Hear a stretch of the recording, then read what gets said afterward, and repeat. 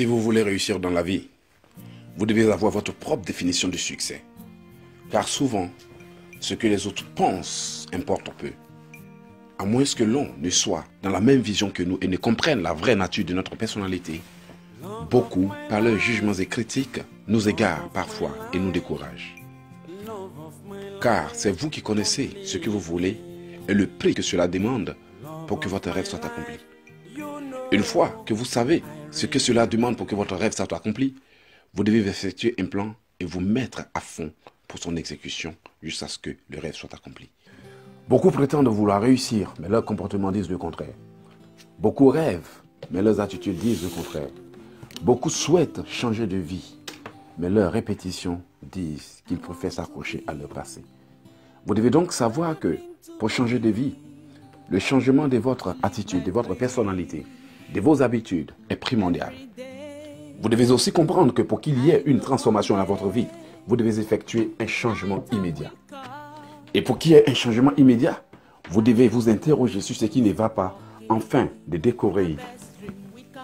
Comme j'ai l'habitude de le dire, le changement ne vient pas seul, il se provoque.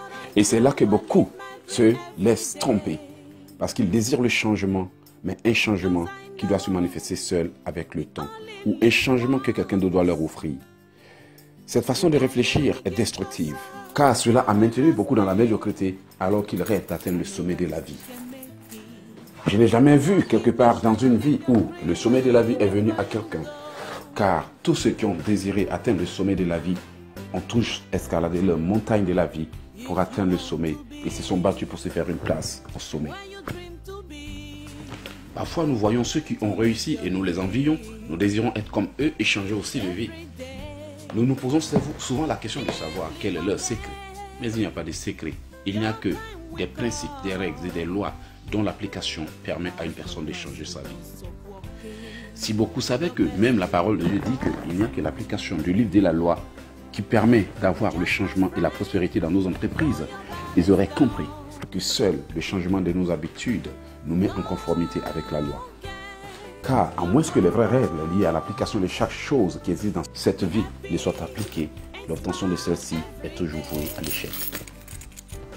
Par conséquent, nous pouvons rêver, nous pouvons même l'imaginer, même nous visualiser et nous voir là-bas. Mais nous devons aussi savoir que seul le travail peut nous permettre de l'accomplir.